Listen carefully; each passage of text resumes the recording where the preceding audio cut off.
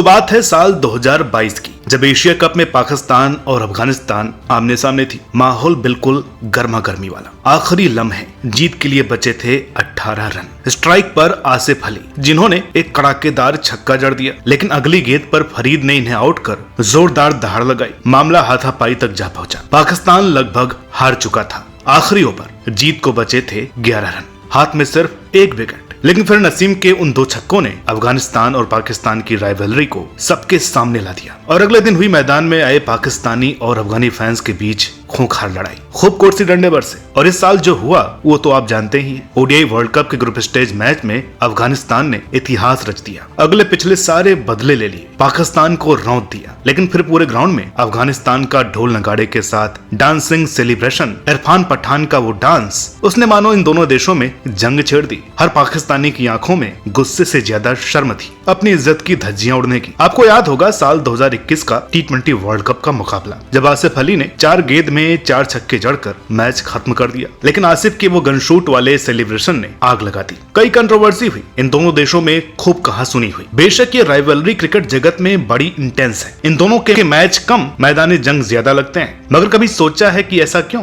सवाल तो आपके मन में भी आता होगा। क्रिकेट की जानी मानी राइवलरीज तो भारत और पाकिस्तान है। अब चलो इन देशों के अपने बहुत पुराने मसले हैं। ऑस्ट्रेलिया, इंग्लैंड, यहाँ भी हुकूमत के लफड़े हैं। लेकिन अफगानिस्तान और पाकिस्तान के क्या पंगे हैं? इनका तो धर्म भी एक है और तौर तरीके, कल्चर, सब कुछ एक जैसा। करीब 37 लाख अफगानी शरणार्थी तो आज भी पाकिस्तान में रहते हैं। जहाँ पाकिस्तान सरकार की माने तो ये संख्या 44 लाख है। फिर ऐसी भी क्या दुश्मनी कि ये एक दूसरे को देख करके खुश नहीं है? आखिर क्यों आए दिन कोई न कोई दंगे चलते रहते हैं? वो तो शुक्र है क्रिकेट का, जिसने हमें इस सीरियस मैटर पर सोचने को मजबूर कर दिया। क्योंकि ये मामला सिर्फ ऑन द फील्ड नहीं है, ये राइवलरी ऑफ द फील्ड सालों से चलती चली आ रही है। सदियां बीत गई, लेकिन ये कड़वाहट खत्म नहीं हुई। तो आज के इस वीडियो में हम जानेंगे इस अननोन राइवलरी के बारे में। आखिर क्यों ये दोनों देश एक दूसरे के खून के प्यासे बने हुए हैं, और आखिर क्यों भारत और अफगानिस्तान के रिश्ते इतने अच्छे हैं। तो इतिहास में हम 180 साल पीछे चलते हैं। ब्रिटिशर्स हमारे भारत पर राज कर रहे थे और उस समय पाकिस्तान वजूद में नहीं था। हमारा पड़ोसी देश था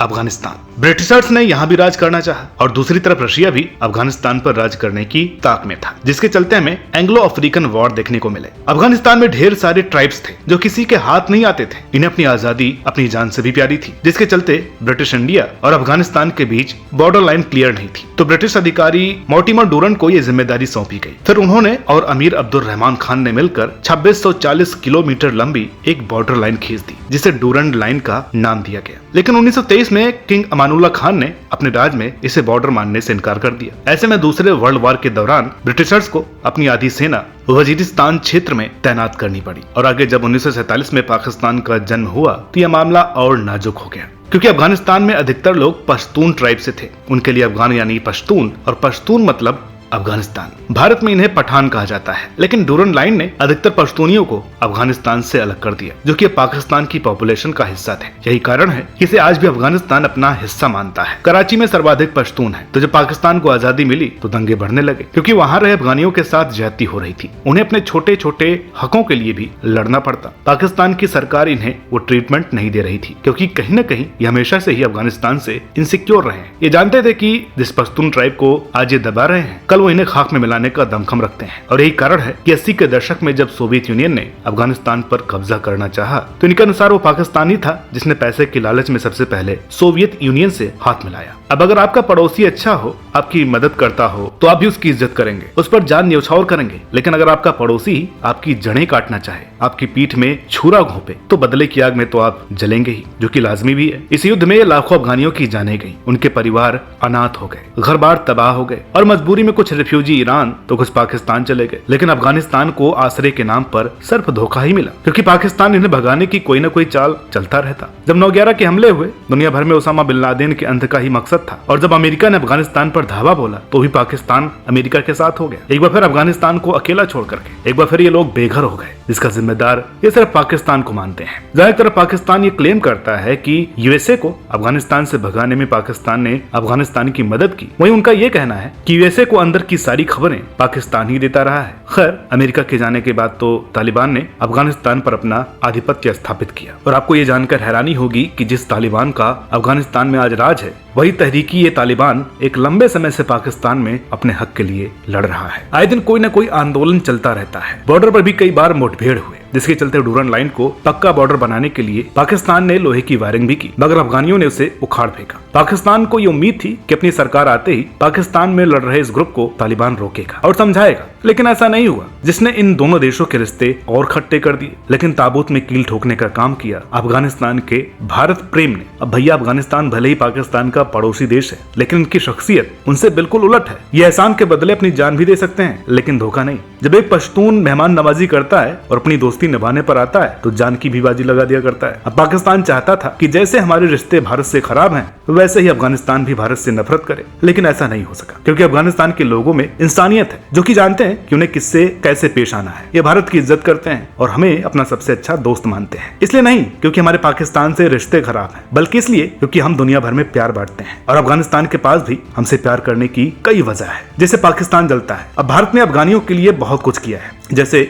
फाइनेंशियल सपोर्ट। ये तो आप जानते हैं कि हर साल यहाँ आईपीएल खेला जाता है, जिसमें कई अफगानिस्तानी प्लेयर भी खेलते हैं। उनके खेलने से उनका पर्सनल फायदा तो होता ही है, साथ ही उनके देश को एक फाइनेंशियल सपोर्ट भी मिलता है। सिर्फ आईपीएल के जरिए ही नहीं, बल्कि हमने इंफ्रास्ट्रक्चर की भी कोई कमी नहीं छोड़ी। पिछले 15 साल में 23,500 करोड़ का इन्वेस्ट भारतीय सरकार ने अफगानिस्तान पर किया है। वहाँ के हेरात स्टेट में सलमा पुल बनाया। 147 मिलियन डॉलर की फंडिंग के साथ बॉर्डर रोड ऑर्गेनाइजेशन ने 200 किलोमीटर लंबा जलंज दलराम हाईवे बनवाया। यही नहीं, वहाँ के पार्लियामेंट निर्माण के लिए 92 मिलियन डॉलर भी खर्च किया। कोविड के समय अफगानिस्तान को 5 लाख मुफ्त वैक्सीन दी और तो और अफगानिस्तान में हॉस्पिटल भी बनवाए। टेलीकम्युनिकेशन के फैसिलिटी पर भी काम किया। 600 से ज्यादा बसें, सैकड़ों एम्बुलेंस सेवाएं दी। यहाँ तक कि अमेरिका के जाने के बाद जब अफगानिस्तान में तबाही मची हुई थी, सब पलायन कर रहे थे, असमंजस का माहौल था, उसके बावजूद भारत ने वहाँ ढेर सारी दवाइयाँ और मेडिकल इंस्ट्रूमेंट भेजे। इतना तो कोई अपना भी किसी के लिए नहीं करता जो भारत ने अफगानिस्तान के लिए किया। लेकिन यही पाकिस्तानियों की कड़वाहट बढ़ने लगी, क्योंकि जब हम अफगानिस्तान गेहूं भेजना चाहते थे तो ये उसमें रोक लगाने आए। हर संभव प्रयास किया भारत और तालिबान के रिश्ते खराब करने का। ये नहीं चाहते थे कि भारत और अफगानिस्तान के रिश्ते अच्छे हों, लेकिन इनसे ये हो नहीं सका। अफगानिस्तान के सुपरस्टार राशिद खान ने खुद ये बात मानी है कि भारत में उन्हें खूब प्यार मिला, भारत ने उन्हें प्यार करना सिखाया। इसके अलावा आज तक जितने भी अफगानी भारत में आईपीएल खेलने आए हैं, उन्हें ढेर सारा प्यार और सम्मान मिला है, उन्हें तहजीब परोसी गई। वही आईपीएल का नाम सुनकर पाकिस्तानियों को खून के आंसू आ जाते हैं। भाई, जब मुझे किसी ऐसी महफिल में सम्मानित किया जाए जहाँ मेरे पड़ोसी का जाना ही अलाउड ना हो, तो उन्हें जलन तो होगी ही। अफगानिस्तान में आज जो क्रिकेट का बोलबाला है, उसका एक बड़ा कारण भारत और भारत का सपोर्ट है। ये सच है, क्योंकि इनके अपने देश में इतनी सुविधाएं नहीं थी जो कि इन्हें इंटरनेशनल क्रिकेट मैच रखने की भी इजाजत दे सके। यही कारण है कि इन्हें आयरलैंड और वेस्ट इंडीज से मैच खेलने भी देहरादून या नोएडा आना पड़ता था। ऐसे में दूसरे घर से ही अपॉर्चुनिटी और पूरा माहौल देकर भारत से इन्हें खूब मेंटल सपोर्ट भी मिला, एक बड़े भाई की तरह, एक पिता की तरह, जिसे कोई नकार नहीं सकता। दोस्तों, हर देश में बजट होता है जो कि उस देश की इनकम, एक्सपेंडिचर और इन्वेस्टमेंट की रकम पर एस्टिमेट रखता है। लेकिन भारत ने 2023 के बजट में न केवल अपने लिए बल्कि अफगानिस्तान के सुधार और विकास के लिए भी 250 करोड़ की मोटी रकम भी इन्वेस्ट की है। अब भारत ने अफगानिस्तान के लिए जो कुछ किया,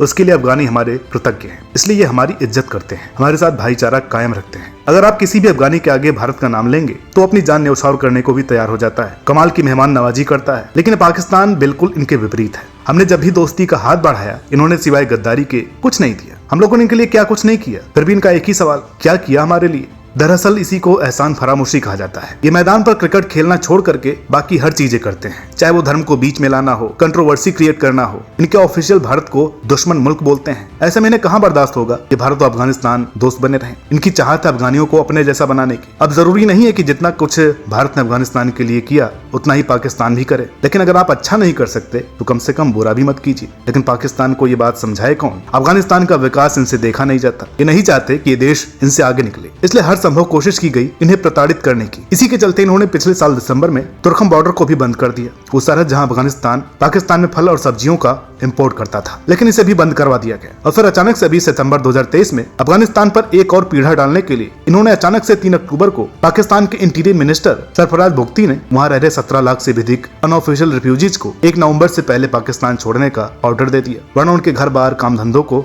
हथियाने की धमकी दे दी गई। एक बार फिर अफगानिस्तान और उनकी आवाम के दिल पर छुरियां चला दी गई। अब क्योंकि इतने शॉर्ट नोटिस पर बिना किसी अप्रूवल के इतना बड़ा प्रहार इन शरणार्थियों पर दागा गया, इससे तालिबान गवर्नमेंट बिल्कुल भी खुश नहीं था। ये अनएक्सेप्टेबल था। यूनाइटेड नेशंस ने भी इसका विरोध किया। यही कारण था कि ये सारी टेंशन क्रिकेट के माध्यम से दुनिया के सामने आ गई। उधर ये सब चल रहा था और यहाँ ओडीआई सीरीज का वो यादगार मैच, जब अफगानिस्तान इतिहास रचने के बेहद करीब था। वहाँ भले नसीम फिर से गेम चेंजर रहे, मैच जीता गए, मगर फारूकी का वो मंकड़ दंगे करवा गया। एक बार फिर इन देशों में टकराव की स्थिति आ गई। इसके बाद वर्ल्ड कप का थ्रिल। अफगानिस्तान को दरकार थी सिर्फ एक जीत की। ऐसे में बस इंतजार था इन दोनों की भिड़ंत का। जैसे इन दोनों का मैच होता तो मामला मरने मारने का हो जाता था। इन सब ने मोमेंटम पकड़ा 2023 वर्ल्ड कप के पाकिस्तान और अफगानिस्तान मुकाबले ने, जहां पाकिस्तान खून के आंसू रोए। अफगानिस्तान ने ऐसे वक्त पर ऐसी जगह पर वार किया जिसने पाकिस्तान को तोड़ करके रख दिया। कप्तान हशमतुल्लाह की वो दहाड़ देखने को चाहे जीत का जश्न था, मगर सही मायनों में ये पाकिस्तान पर अफगानिस्तान का मॉरल विक्ट्री का चिन्ह था। अभी भी दोनों के बीच दंगे फसाद आए दिन हो रहे हैं। हम तो केवल उम्मीद कर सकते हैं कि सब कुछ ठीक हो जाए। लेकिन एक बात तो है, इन दोनों की क्रिकेट में राइवलरी इस वक्त टॉप पर है। उम्मीद करते हैं ये वीडियो आपको पसंद आई होगी। वीडियो अच्छी लगी हो तो प्लीज इसे लाइक करें, शेयर करें। चैनल पर नए हो तो प्लीज इसे सब्सक्राइब करना ना भूलें, क्योंकि एक वीडियो को बनाने में काफी मेहनत और रिसर्च लगती है। उम्मीद करते हैं कि आप हमारी मेहनत को बेकार नहीं होने देंगे। मिलते हैं आपसे अगली वीडियो में, तब तक के लिए नमस्कार।